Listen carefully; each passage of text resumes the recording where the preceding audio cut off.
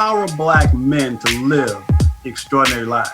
Shatter the stereotypes. Power Black men, shatter the stereotypes. Power Black men to live extraordinary lives. Shatter the stereotypes. Welcome to Shatter the Stereotypes, where the intention is to empower Black men to live extraordinary lives. This show is based on the simple idea that every Black man is capable of creating inner peace, dynamic health, great relationships, and financial abundance. Therefore, we provide insights and strategies to educate, motivate, and inspire Black men to reach their full potential and create the life of their dreams. So if you're ready for some high-octane motivation and inspiration that supports and empowers you to live the life you were born to live, get ready to shatter the stereotypes so you can build a life that lights you up and positively impacts the world. So now, let's shatter the stereotypes with your host, Coach Michael Taylor.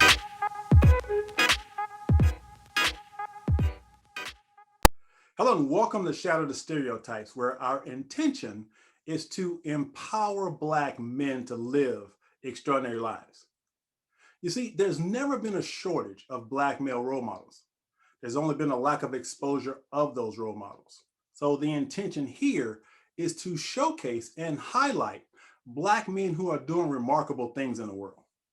And joining me today is a gentleman who is doing just that. His name is Rico Ricketts. And me and this brother connected a week or so ago, and we're just sort of kindred spirits. He has the same commitment that I have of empowering men.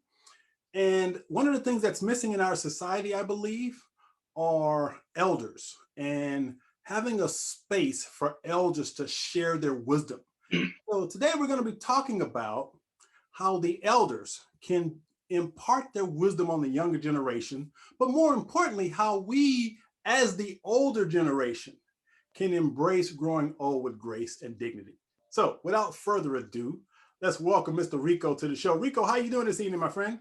Excellent. Good to be with you, Michael. Good to be with you. All right, I'm ready to jump into this conversation, but let's begin with a few icebreaker questions. So first of all, tell us where you're from and tell us a little bit, the Cliff Notes version of what it was like growing up for you.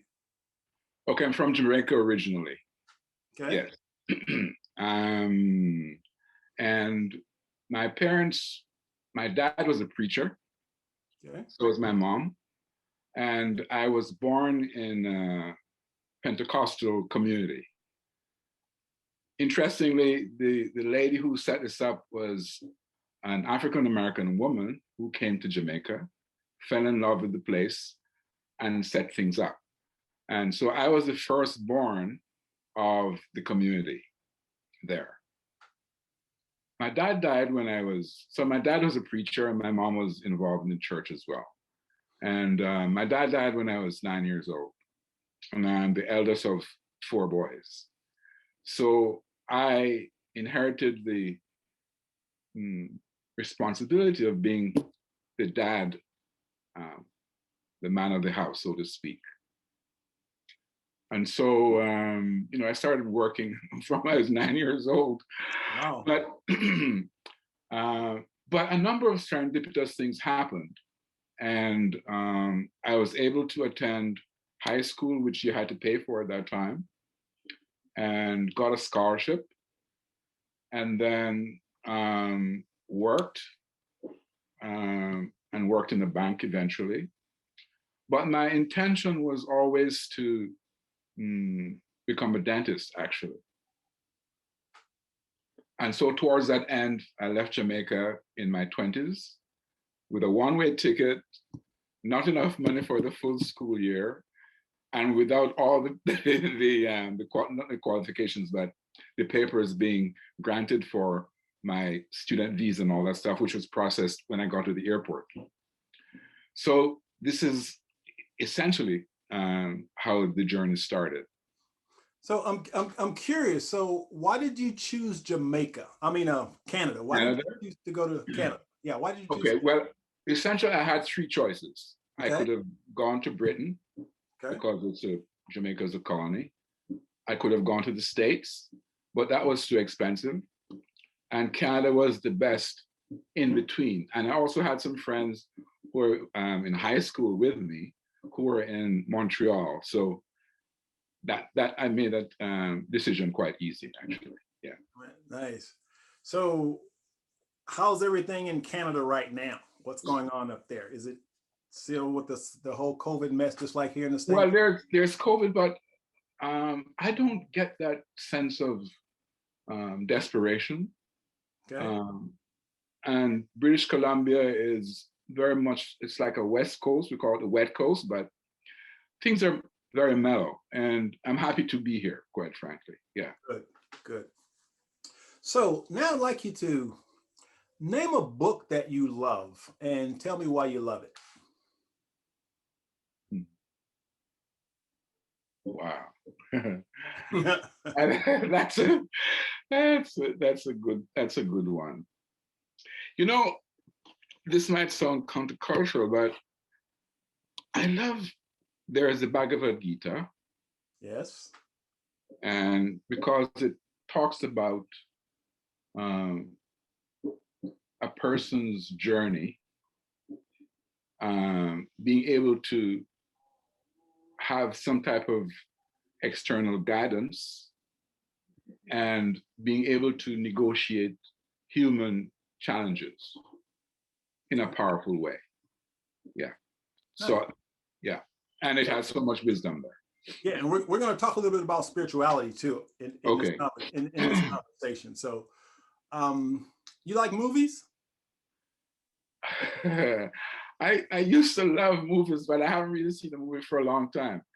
But you know, one of the movies I saw with Kirk Douglas, but it had one guy inside there. His name was Woody Strode, a Black African-American man who was, for me, the epitome of masculinity. And I don't know how much was written about him, but for me, his presence in that movie was just incredible. Yeah. Mm-hmm. Nice. Now, if I gave you a magic wand, Mm-hmm. and with this magic wand, you could create anything your heart desired, what would your life look like 5 years from now? Mm. Well, for one thing, I would be part of a team, collaborators, who had the vision of creating a lasting presence on the planet for Black men and women, but Black boys expressively. But here's a piece. It's also about where there's conversations between men and women to honor their distinct differences, and also see that that there's a way in which, by coming together, removing the challenges that exist right now of poverty, lack of opportunities, that type of stuff, all of those were not laid to rest, but subdued. And young people would have the ability of flowering in the garden of that life. Because we are all potential magical human beings. We all came in unique. There are no two people alike. All our thumbprints are different, even for identical twins, right? And the challenge is, how do I allow the seed that I came with, to prosper, grow, flower, and provide more seeds for others to benefit? And I think that's what's missing right now. Yeah. And so I see myself being energetically involved in this type of collaboration. Nice. For me, that would be, I'd feel fulfilled. Okay. Now, there are some people who are pessimistic about the future in general. Mhm. while others are pretty optimistic about the future in general. So, where do you fall on the spectrum between optimism and pessimism for the future in general? Where do you fall? I'm a rabid optimist. Okay. Um, because that's one of the things that my mom in particular, she used to pray a lot, but she had something called faith, and she lived that. I mean, here's a lady who didn't really finish high school after my dad died with, 4 boys. She was a seamstress, and she used to create magic, you know, in terms of being able to clothe us, etc. But then she left and went to Britain from Jamaica, remarried there, and then left Jamaica, left Britain to go to the United States, associated with a church there. So for me, that was a powerful thing, you know? And my dad, there's one thing my dad said to me that always stayed, but there are two things, but this in particular.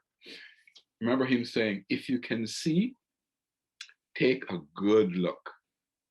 Mm, You know, those yeah. words, if you can see, take a good look. So that has stayed with me and has served me well. I mean, I've had an adventurous spirit. And so I would go where most people say you wouldn't. I mean, I found myself being the only Black person in many circumstances, but not because I wanted to be, but that was just how it is. Yeah. I have a curious mind, and um, I'm a perpetual student. Let's put it that way. Good. Good, good, good, good, good. Constant and never ending improvement. Never and never ending improvement. Yeah, Yes. that's pretty Now, powerful. as you're talking about that, there's something that I wrote down here. Um, that there's a book that Einstein wrote, and the world as I see it. And he said there are three principles that he admonishes or suggests that people should have. One is the pursuit of knowledge for its own sake, an almost fanatical love for justice, and the desire for personal independence.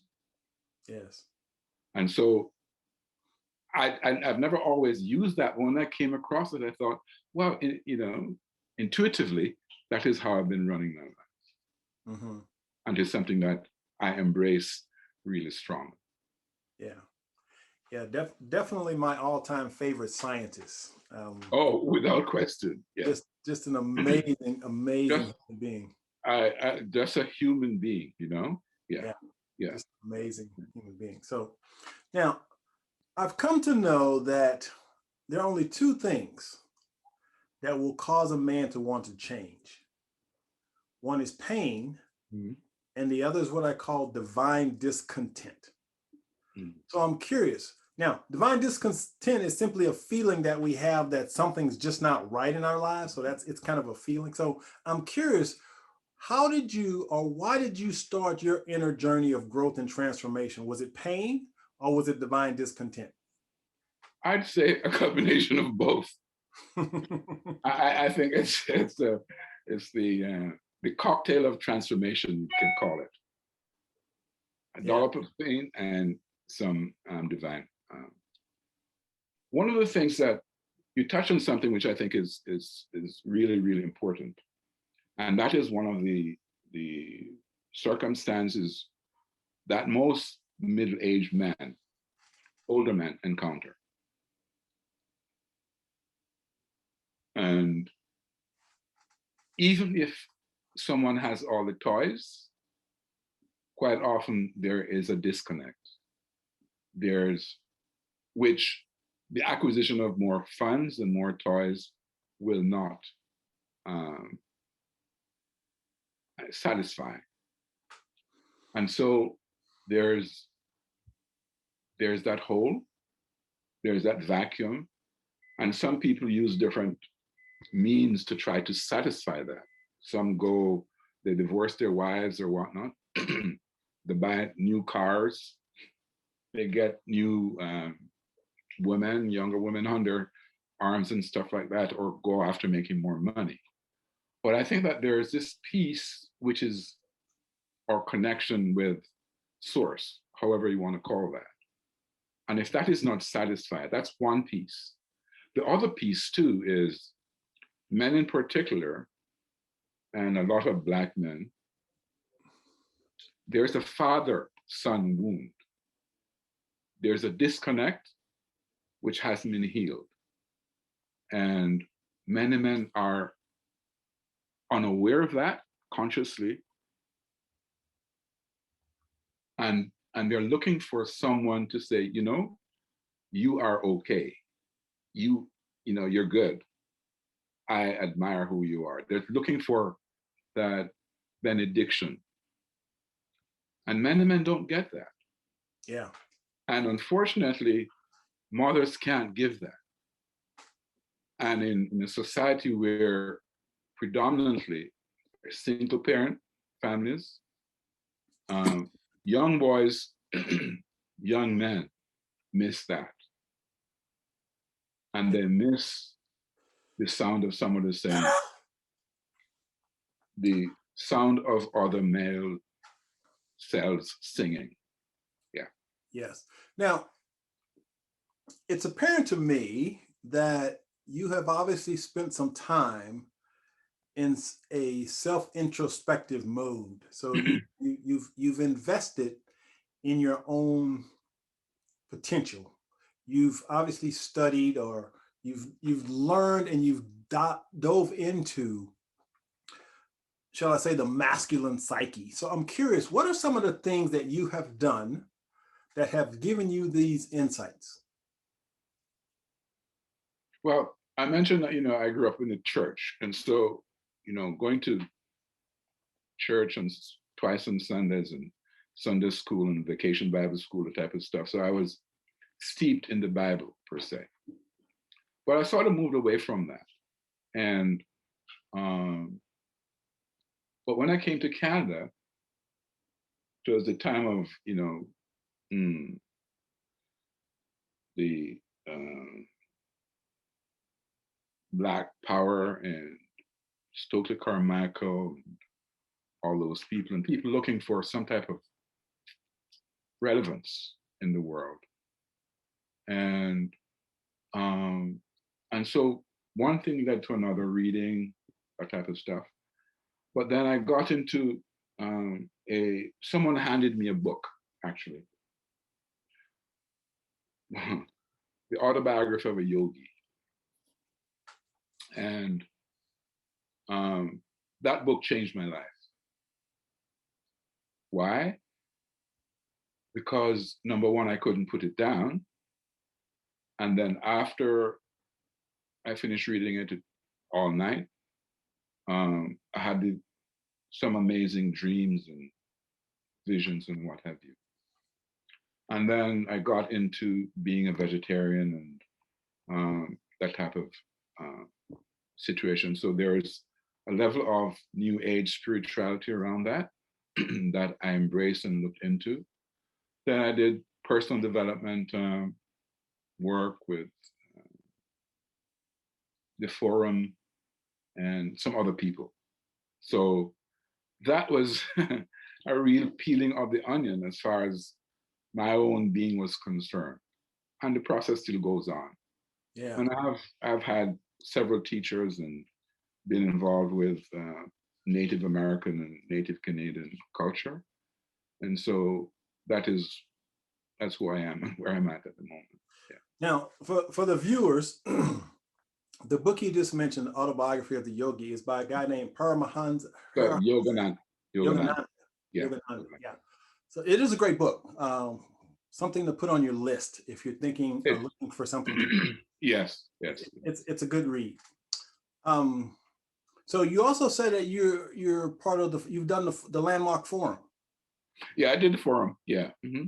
Okay. Yeah. I went down to California, and they used to have something called the ropes course and all that type of stuff. So Yeah. I was involved in that for a while. And I was I was really searching. Yeah. Yeah. And there was another fellow, the Pursuit of Excellence, Randy Revelle, another guy, who was a contemporary of the guy who did the forum. And yeah, so I've been around the block, let's put it that way. So Rico, I'm curious now. When you did the forum, Mm, were there any other Black men in your group? no, Yeah. no, no, no. And approximately when was that? I'm curious. When was that? Oh, it's over 20 years ago. Okay. Yeah. Yeah, because I've been involved with, I've done the forum, Landmark Forum, several programs like that, and I found in most cases I was always the only Black guy in the room. I know. At one stage, it's really because I knew how I knew one fellow who became the communications presenter or whatnot. And he introduced me to the whole forum thing because his life had transformed so incredibly. And at one stage, I was sort of, he said, you would make a good leader. And I was invited to go down to San Francisco to attend a special thing with the leader and all that stuff. But for some reason or the other, it didn't pan out. And I'm happy I didn't. Yeah. Quite frankly, I learned a lot. It was a good exposure to discover a little bit more about myself. But as you said, there was no other Black guy around or woman. So I'm curious, what do you think would be your biggest takeaway from the Landmark Forum? What was that one aha moment, that one insight that you gained that helped you? I think was to embrace the truth of who we are. Because when I went down to California, we did this ropes course or whatnot. I mean, there was one evening when people they were invited to tell their darkest, what is the secret that you have not told anyone else? And after a while, the whole thing became almost hilarious. Things that people thought they were holding on to as deep, dark secrets were almost laughable once they started to articulate it. And which comes back to one of the things which I find, and I believe is really important, and you addressed it, is about the stories that especially older men have that they have not told. And the young men need to hear, in my estimation. Because then, from that place of transparency and truth, the younger men and women will notice that, they passed through that. They're still here. They're still living and breathing and kicking, right? So I don't have to reinvent the wheel. And there's nothing to be ashamed about, because what I do is not necessarily who I am. It's an experience. Right. And to create that distinction. Yeah. Okay. Now, I mentioned this earlier, and I think one thing that's missing from our society is male initiations and mentoring from elders. I think somehow we've lost the importance of elder mentorship. And I personally, I see you as an elder who is here to share knowledge and wisdom for the younger generation. And you've launched a website called, and I may say this wrong, Mandula. How do you pronounce that? Mandula. Mandula. Yeah, Mandula. it's like a doula for men. Okay, so tell us what that means and why it's important. Okay.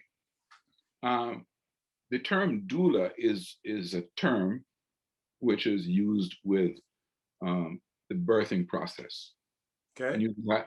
And so doula is someone who's been trained to support, assist, educate, and provide some type of succor. So not to be the midwife, but assist the woman as she prepares, is involved, and as she gives birth. So I see myself as being a doula for men.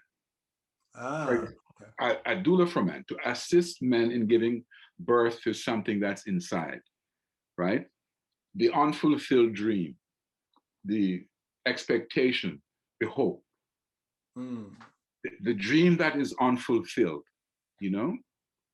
And to provide a context in which that can happen through support by assisting them where they are. I mean, the doula will ask, well, how many months are you? How many weeks are you pregnant, right? How much longer? And so it's to come from that place of wisdom, not to assist in the birth, because the birth has got to be done by the mother and maybe the midwife, but to be like on the cheering section to provide support, information, education, right? Not only for the mother, but also for the other people who are involved in the family. mm, So it's like it's a part griot having some wisdom from the past, having some of the stories. It's also imparting wisdom in terms of my own journey, because it's like university of life. So I can say, well, you know, this is adversity is just one of the exams that you have to pass, you know, and it's not who you are, it doesn't define you, but how you react to it is what's important. So that's what I see. Yeah. nice. As being yeah. Yeah, and that it fits perfectly. Mendula, that really fits as you explained it. I went, oh yeah, now I get it. Yeah. It's because it's taking a word which has been associated with women and Right. birth, but why should it be confined there? And it has a nice ring to it as well, you Yes, know, it that does. doula for men. Yeah. It does. Now, from your site, I want to read something from your site that I thought was pretty interesting, and it says, if asked to determine the most productive decade of one's life, what would you say? Mhm. For many, the vibrancy of youthful vigor might seem the obvious choice, but that would be incorrect. The results of a study reported in the 2018 New England Journal of Medicine report presented surprising findings. No, it wasn't the 20 to 30-year-old range, nor was it the subsequent 30 to 40-year group. The surprising grouping belonged to the 50 to 60-year-olds. And the second most productive decade was the 70 to 80-year-olds. Yes. Now, that's pretty surprising, but I guess there's several reasons for that. But I think it's really important to recognize that collectively, I think as men, we think that after 40, we start to decline. Absolutely. And see, and I don't believe that. I don't buy into that. And I so, never did. Never did. so what you're saying is that as men, we have the opportunity to continue our growth, to continue transforming ourselves. And your age has nothing to do with it. But it's important, I believe, to have elders like yourself that can guide men through this process. And that's why the Mendula concept is so important. Because I think so many men collectively right now are feeling lost. Yes. They're trapped in what I'll call an antiquated paradigm of masculinity. Yeah. And I define paradigm as a rigid way of believing, thinking, and behaving. So if we want to shift the paradigm, we have to shift what we believe, how we think, and how we act. Yeah. I call it, I love what you say, shattering male stereotypes. So it is a mindset, literally, that has to be shattered. Yes. It's the piñata, right, of enslavement, which has to be cracked open. Because number one, there's a need for elders to step up and see that they are actually on the verge of something incredible. Not a downward spiral, right? But a plateau before another quantum move.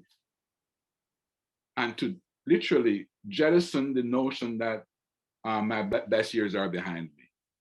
and literally to create senescence in their mind and also in their bodies, as opposed to embracing, wow, these are actually my golden years. Now, what can I do? I've done that. Let's put that aside. What's new? What's next? And for me, that is invigorating. Right now I'm presently involved with a certification course with a gentleman by the name of Jed Diamond, who is considered, okay, so you know of him. And I've never felt more alive because this guy is a repository of incredible information. Plus, he's a genuinely cool human being. And I was telling someone the last time I felt this excited about knowledge and the acquisition of it was when I was in university, and not even when I was in dental school and as in undergraduate stuff. So I see this as being a person who can begin to reinvigorate, right, the perspective of older men, older Black men in particular, right? It's not time to start wearing suspenders and growing a beard. You know what I mean? It's time to, and it's not about looking for the young thing that's going to be a thing on your arm, but it's really coming to see that your true value and how you can make a difference in the world. Because one of the things that many men don't have is a sense of purpose. Why am I here? And why am I doing what I'm doing? What is my legacy going to be, if you want to think about that? Am I making a difference in my life and the lives of people around me? Or am I just passing through? And so, and then older men have so much to give. It's like treasures, right? Which are being wasted, truly. And my sense is that these are all diamonds, all jewels, all incredible members of humanity who, if you put them together and started really getting them to share who they are and where they've been, would really blow people's minds. Because men tend to be quiet warriors, you know? They don't necessarily blow their horns. Some do, but those are not necessarily the ones I want to hear from anyway. But they have so much impact that can change the world. And I see this as being a treasure that needs to be unearthed. Yes. Now, it's been said that 60 is the new 40. Okay, Mm-hmm. so I'm 60. Okay, Yeah. and honestly, I still feel like I'm in my 30s, to be honest. So I'm curious, how old are you, and how long have you been on this transformational journey? Okay, I'm 79 years old. You how old? Yes, I'm 79. What? Yeah. Oh my God! Wait, they say black don't crack. Ah, Yeah. wow, that's amazing. Yeah. That's amazing. That's absolutely amazing. Yeah. So again, I think you touched upon it. It's all about mindset. Yes. Because I've already set an intention to live to be 100 years old. Okay. That's an intention that I've set. Now, you have to take some steps to get there. For example, Oh, absolutely. I try to take care of myself physically, emotionally, intellectually, spiritually. But I'm optimistic that I can be 100 years old without a cane, without medication, and just be vibrant and alive. Yeah. I think that's possible. And, without question. Yeah. And of course, right now, with the way technology is moving and the advancements that we're making in medicine and so forth, it's been projected that in the next 30 years or so, 100 and 120 is going to be kind of like the average lifespan. Yeah. So again, I'm already setting the intention to be at least 100. I get it. At least. My intention is to be as vibrant until the day I go. Yes. I've not set a number on it. Right. But I The Japanese have a concept called kaizen, which is minor adjustments over time. Yes. So I do that with diet, with exercise, that type of stuff. Mm-hmm. And I'm always looking. And, it's almost as if somehow information drifts across, your screen. And wow, look at that. Because I'm always looking, what's going on? What's new? Yeah, just last night I was reading something which I thought was a negative um, additive to one's diet, but discovered that research has been done, and it is not a negative after all. And people who are not necessarily sick can use that in terms of a longevity component. So part of what I do is, in terms of change, one has got to know where they are. What is the baseline? Where are you at right now? I'm emotionally, intellectually, physically, etc. What are the stress points? And then we look at where you're at and where would you like to be? Those are the two questions. And so there's a disconnect. And we begin to institute baby steps, incremental steps to go from where one is to where one can be. That is my approach. It's one-on-one or one and many, that type of thing. Now, so on your website, Mm-hmm. you mentioned that you're a coach. Yeah. So currently, are you offering coaching services to men who want to engage in a conversation about embracing aging and continually grow old gracefully? Is that what your site is about? That is part of it. Because the thing is, at one stage I thought, well, I should just focus here. But when I think about it, I see it as covering different decades. It's not for me to coach the 20-year-old, but sometimes an elder, if a young man doesn't have a father figure and there is some disconnect there is a wound, then it doesn't necessarily have to be the biological father who can be that type of mentor and support. So I would be cutting myself off from the possibility of being significant in a younger person's life. Although my primary, audience would be for older men, but older men have sons, so they have grandsons, they have great grandsons. And so it can percolate through their entire situation. And one of the things that I'm discovering is that one is in a position where they can impact 7 generations back and 7 generations going forward. So it is one where incredible healing can occur. Yeah. Now, I think it's important, especially as Black men, for us to have this conversation, because unfortunately, there are a lot of young Black men today, and this is somewhat of a stereotype, but I've seen too many instances of it, where a lot of young Black men don't even anticipate living to be 50.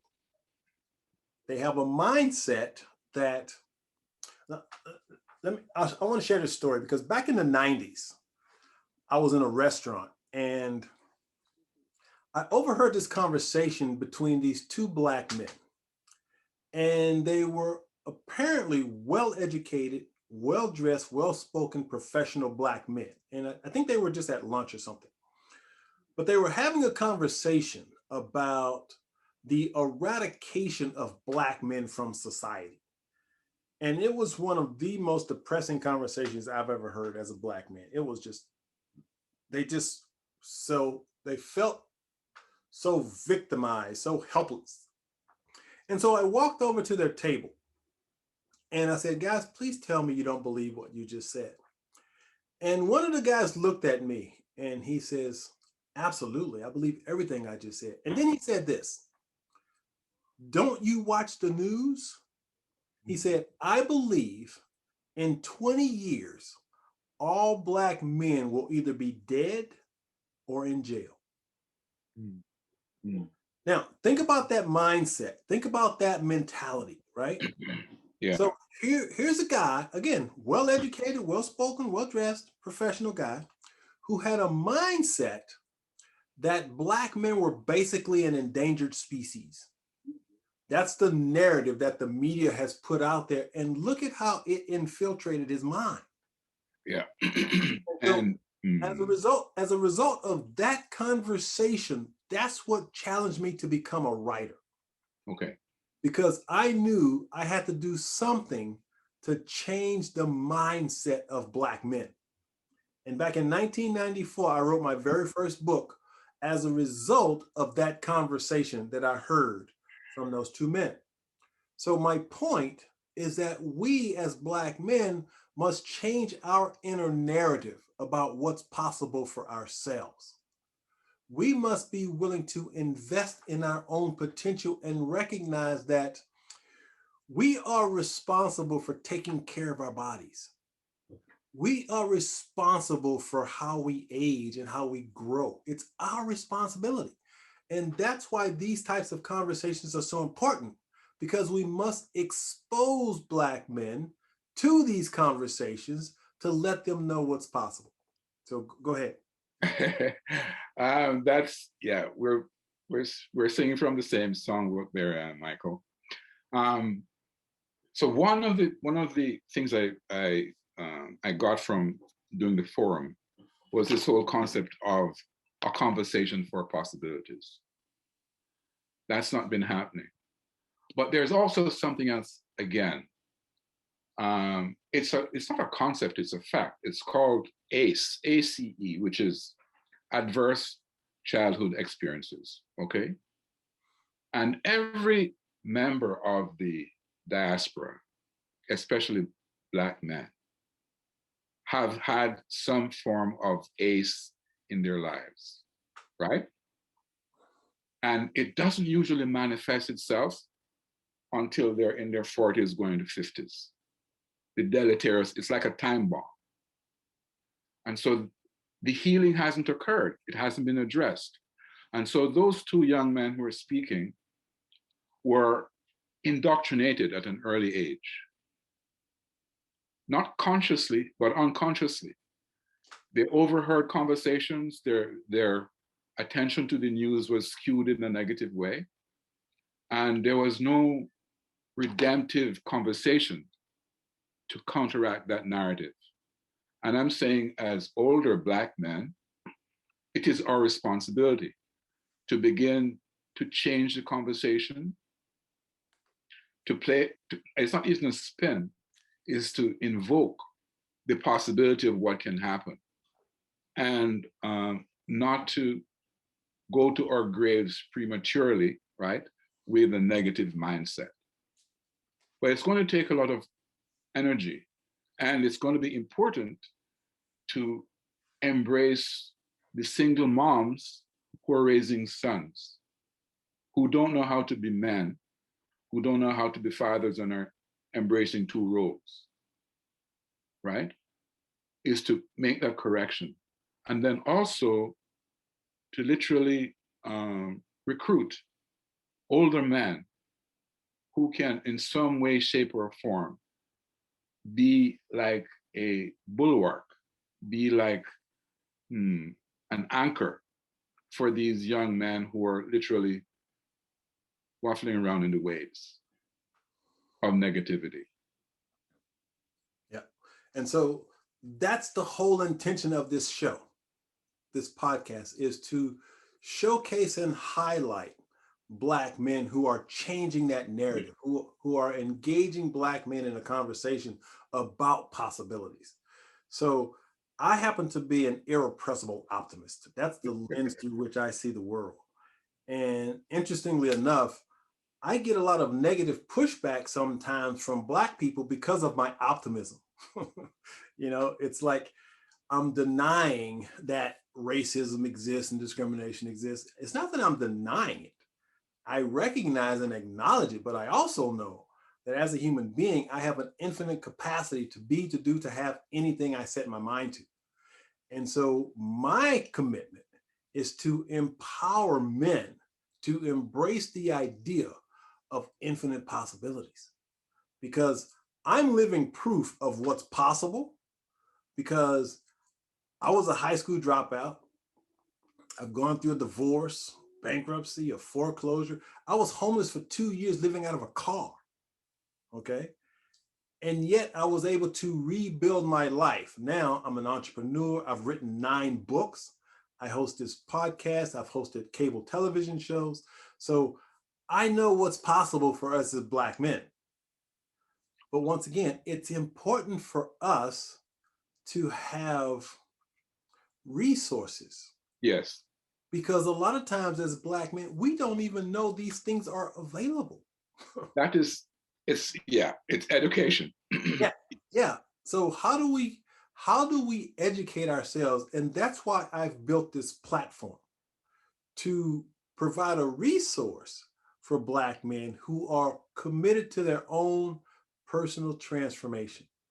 And so by having conversations like this with people like yourself, I believe it gives them not only hope, but the organization 100 Black Men. You familiar with I've that heard of organization? yeah, I'm not, I know of it. I'm not a member, but yeah. Yeah. So I love what their motto says. Their slogan says, "They will be what they see." Mm. Wow. They will be what they see. And so if they don't see success, if they don't see men like us, then guess what? They're going to be something else. And what do they normally see within the regular narrative? Within the Negative. regular narrative? Negativity. Yeah, it's all negative. Mm. So it is incumbent upon us, especially as Black men, to let them see us, to let them see the success that we have, who we are, and engaging in these conversations. Now, with that being said, I wrote a book titled The Cure for Onlyness, a Black Man's Guide to Joy, Passion, and Purpose. Now, Mm. I define onlyness as a feeling of disconnection and separation from others because of our race. So it's this feeling of separation sometimes we experience, especially as Black men. For example, when you did the forum, you're the only Black person in the group. When I did the forum, I was the only Black person in the group. Now, I wasn't uncomfortable, but I think it would have been nicer, I think, for me to have been able to connect, because But my experiences yeah, were different. And so my whole thing was, as I went through these trainings as the only Black person, was how can I take this information and share it with Black men? And that's why I started writing. That's why I started creating these programs, to expose Black men to new ideas. that is so key, Michael. That is, it's new ideas because the old ideas have been tried, right, and proved dangerous and Yes. destructive. And Yes. it's about a new paradigm, right? It's Yes. about destroying the old mindset and having men see the possibility. What they're seeing right now is the impossibility. Right. About seeing the possibilities, having someone say, when I see you, when I listen to you, this is who I see. Because many, pardon me, Black men have not really had who they are mirrored back to them, right, in a positive light. And so they've been told, you're a deadbeat dad, you're no good. This is what society does for its own reason of subjugation. I'm saying any person who has had relatives, ancestors, who traveled from Africa in a boat under horrendous circumstances to land up on this part of the world, needs no explanation to anyone about who they are, how strong they are, how resilient they are, what they have in their DNA, right? And so it's about reinserting, it's almost a need for an IV, right, of reality and pride. We have, many Black men have lost their pride. And part of that was traditionally, as a consequence of slavery, a lot of that was literally whipped out of, Black men, particularly, literally. And there is a epigenetic component which transfers. So we have a lot of internal healing to do. I mean, I've experienced so much sadness when I read and I see stuff. I don't get angry. It's sad. For me, that, I mean, I've shed a lot of tears around this. I mean, I remember being at a men's gathering with Michael Mead and Robert Bly and all those guys. And it was the first time that there were Black men and Caucasian men together in the same room. And it was a pretty hot situation. But the sorrow that I felt was like all of that came up. And it's about us admitting that there's sorrow there, it's in our bones, right? And we have to express it, not to deny it. But out of that expression and embrace of that, then it's like the katana, the sword. It goes through fire, water, and all that stuff, and it gets beaten. It's like a diamond. It's a piece of coal that gets, subject to inordinate amount of pressure over time. But that's what gives you the diamond. And right. Even when it's discovered, it still has got to be shaped and whatnot and polished. Right. Yeah, and I've done the New Warrior Training Adventure with the Mankind Project, which is another one of those programs I think is really beneficial. There's also a spinoff, if you will, of the Mankind Project, in which it's all Black men who have done the New Warrior Training Adventure, and they meet on a regular basis online to discuss, the challenges of, dealing with sadness and dealing with feelings and emotions. And, the optimist in me gets really excited because when I first started writing back in the 90s, there were very, very few resources for men, but even fewer for Black men. Yeah. And so when I started writing about emotional healing and dealing with trauma back in the 90s, like I said, I was rejected a lot, vilified in some cases. I remember doing a radio interview, and one of the guys asked me, how many African Americans had influenced my thinking. And I asked him, I said, well, what difference does that make? I said, I'm a Black man who has had some experiences that I'm sharing. And if I'm in an environment with a group of white people and it helps heal my heart and transform me, how is that not beneficial? And so I think there's another hurdle we have sometimes as Black men. We're sometimes afraid to put ourselves in environments. Yes. Because we're afraid of being called the sellout, which makes no sense to me. It doesn't make, you see, and that is why it's so important for Black men to have collaborations. Yes. For them to have a group, a tribe, if you wish, right? Where they can be who they are in truth and know that someone or several people have their backs. Yes. Because I know what it feels like to uphold a principle, but being unsupported. And after a while, you can only take so many arrows in your back, yeah? Right. You can only be so resilient. Yeah. And so what I see happening is that there needs to be, and maybe just by having this conversation, it can be the genesis for that to unfold. Because there has to be collaboration across genres, what have you, right? Because it's about how can I be the best human being that I can be, ultimately. That's Yeah. what it boils down to.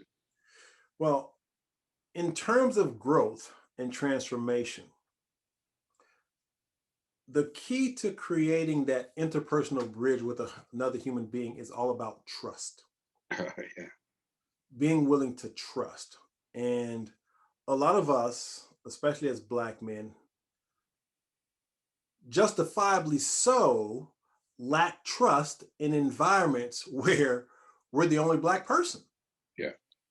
Because as enlightened as some of these white people might think they are, a lot of them still have these unconscious biases Oh, yeah. about us that they aren't even aware of. Precisely. And so, as Black men, if we are courageous enough to put ourselves in an environment with other Black men, we can get real with each other at a different level Yes. because we have the same similar Yeah. experiences. Yeah. So it's Yeah. not that we're trying to separate ourselves from white folks. It's just that we have different experiences that they can't empathize with. No, they can't. It's ridiculous. It's like, Yeah, they can't empathize with it. So it's important for us to have these spaces that challenge us. Now, here's the challenge. For Black people in general, it is my belief that one of the biggest deterrents for Black men participating in these types of programs is religion. mm-hmm. Because we've been taught that if we have problems, just pray about it. Mm-hmm. or go to Jesus about it, that kind of thing. And so in a lot of cases, I'll say that that's a form of denial. If we're unwilling to address our emotional, psychological, and spiritual aspect of our humanity, we can't fully transform. We can't really change. So it is imperative that we embrace the idea. And here's a really interesting challenge that a lot of Black men struggle with. And I have been facilitating this particular program with this Black group of MKP for a couple of every Wednesday for the next couple of months. And so I had a challenge for the Black men. And here's what I asked. I said, do you see yourself as a Black man, or do you see yourself as a man who happens to be Black? And most of them struggled with the concept of seeing themselves as a man who happens to be Black. Yeah. Now, yes. That's part of the cultural conditioning, because to say that I'm a man who happens to be Black, in their minds, it was as though I were denying you're Black. Yeah. my ethnicity, my Blackness. Mm-hmm. But the fact is, the truth is, in no way am I denying my ethnicity by affirming who and what I am as a human being. It's interesting that you bring that up, Michael, because from a genetic perspective, and this is why this whole concept of racism is so ludicrous.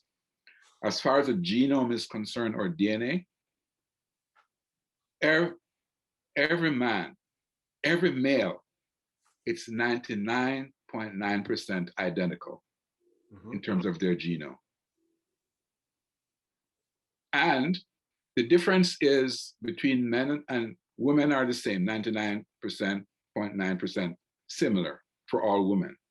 But the genome between men and women is 98.5, which is that 1.5% difference, which is the same difference between human beings and chimpanzees. So I'm saying, from a scientific biological perspective, it's about being a man.